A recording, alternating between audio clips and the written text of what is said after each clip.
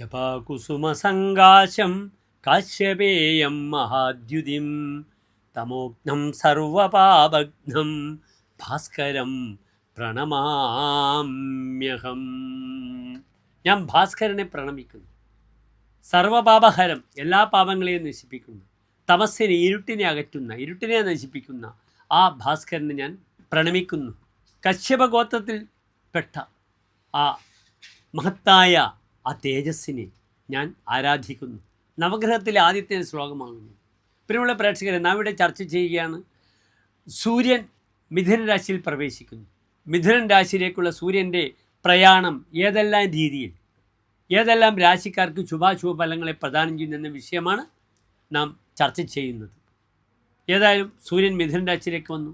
സൂര്യനെ സംബന്ധിച്ചിടത്തോളം മിഥുനൻ രാശിയുടെ അധിപനായ ബുധൻ സമശശിസുത, ശശിപുത്രനായ ബുധൻ സമനാണ്. പക്ഷെ ബുധനെ സംബന്ധിച്ചോളം സമത്വമല്ല. ഏതായാലും ഈ ശുക്രൻ മിഥുന രാശിയിൽ നിൽക്കുമ്പോൾ ഞങ്ങൾ ജ്യോതിഷികൾക്കൊക്കെ വളരെ നല്ല ഫലങ്ങളാണ് പറഞ്ഞിരിക്കുന്നത്. വിദ്യാ ജ്യോതിഷ വിത്തവാൻ ഭാനു കുളീരസ്ഥിതേ. വിദ്യാ ജ്യോതിഷ വിത്തവാൻ, വിദ്യയും ജ്യോതിഷവും ധനവും ഉണ്ടാകും കുളീര ഭാനവും. ഭാനു സൂര്യൻ മിഥുന രാശിയിൽ നിൽക്കുമ്പോൾ ഏതായാലും നല്ല ഫലമാണ്. ഇവിടെ നാം ശ്രദ്ധിക്കുക, മേടം മുതൽ മീനം രാശി വരെയുള്ള 12 രാശിക്കാർക്കും ഈ സൂര്യൻ്റെ ചാരവശാലുള്ള പ്രയാണം എപ്രകാരം ശുഭാശുഭ ഫലങ്ങളെ പ്രദാനം ചെയ്യുന്ന വിഷയം. ഏതായാലും ഈ സൂര്യൻ കഴിഞ്ഞ ഒരു മാസക്കാലമായി 32 ദിവസമായി ഇടവൻ രാശിയിലായിരുന്നു, ശത്രുക്ഷേത്രത്തിലാണ്. വിശേഷിച്ച് ശുഭഫലങ്ങളൊന്നും ആ സൂര്യൻ ചെയ്യില്ല.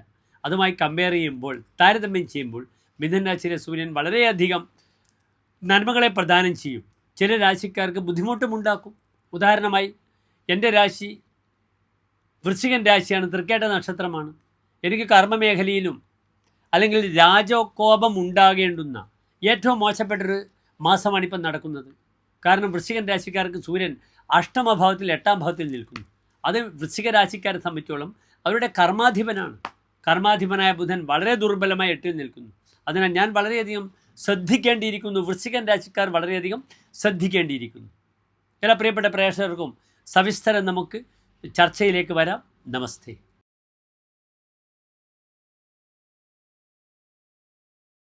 കന്നിരാശിക്കാരെ സംബന്ധിച്ചോളം സൂര്യൻ നിൽക്കുന്നത് 10ാം ഭാവത്തിലാണ്, നല്ല ഭാവത്തിലാണ്. ഇവിടെ ശ്രദ്ധിക്കണം, കന്നിരാശി ആരൊക്കെയാണ്?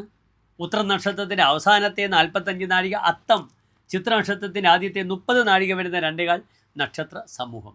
ഇവിടെ സൂര്യൻ നിൽക്കുന്നത് കർമ്മഭാവത്തിലാണ്.